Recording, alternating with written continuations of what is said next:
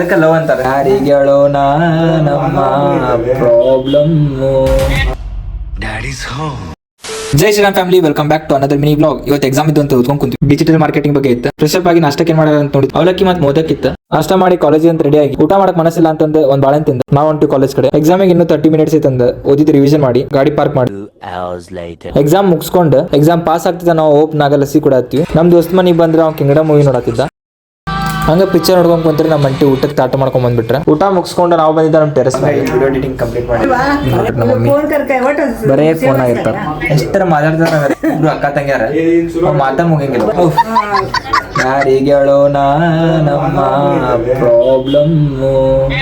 ಕೂತ್ಕೊಳ್ಳಲಿ ಕೇಳೋದಿಲ್ಲ. ಅದು ಸ್ಟೇಟಸ್ ಅದ ಇದೇನ.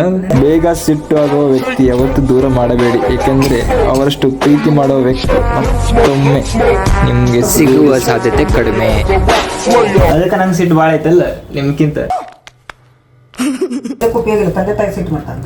ನಡೆದ ಅದಕ್ಕೆ ಲವ್ ಅಂತಾರೆ. ಒಳ್ಳೆ ಪಾಠ ಕಲ್ತವಿ ಮಕ್ಕಳು. ಈ ವಿಡಿಯೋ ನಮ್ಮ ಮನ್ಯಾಗ ನಮ್ಮ ಮಮ್ಮಿಗೆ ತೋರಿಸೈತೆ. ಅವ್ರ ರಿಯಾಕ್ಷನ್ ಏನಿದೆ ನೋಡೋಣ ಬರ್ರಿ. ಇಲ್ಲ ನಂಗೆ ಒಳ್ಳೆ ಭಯ ಆತಾರ್ರಿ, ನನಗೆ ಒಳ್ಳೆ ಭಯ ಆತಾರೆ. ವಿಡಿಯೋ ನೋಡಿನು ವಿಡಿಯೋ ನೋಡಿ ಈ ವಿಡಿಯೋ ಮೆಸೇಜ್ ಅಂತೂ ಮಸ್ತ್ ಇತ್ತು. ನೆಕ್ಸ್ಟ್ ಡೇ ಬೆಳಗ್ಗೆ ಎದ್ದಂಗ ನಮ್ಮ ಬಾಸಿನ ಟ್ರೇಲರ್ ಬಂದ್ಬಿಟ್ಟು ನಮ್ಮ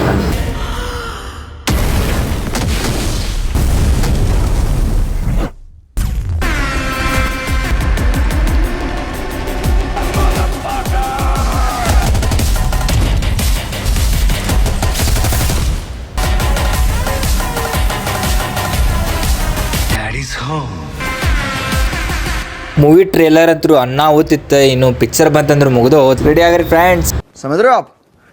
ಹಂಗ ನಾನು ಡೈಲಿ ಎಕ್ಸರ್ಸೈಸ್ ಮುಗಿಸ್ಕೊಂಡು ಜಾಕ ಮಾಡಿ ಫ್ರೆಶ್ ಅಪ್ ಆಗಿ ನಾಷ್ಟಕ್ಕಂತ ರೊಟ್ಟಿ ಮತ್ತು ಪಲ್ಯ ಮಾಡಿದ್ರೆ ನಮ್ಮ ಮನ್ಯಾಗ ನೋಡ್ರಿ ನೋಡ್ದಾಕಿದ್ರು ನೋಡ್ರಿ.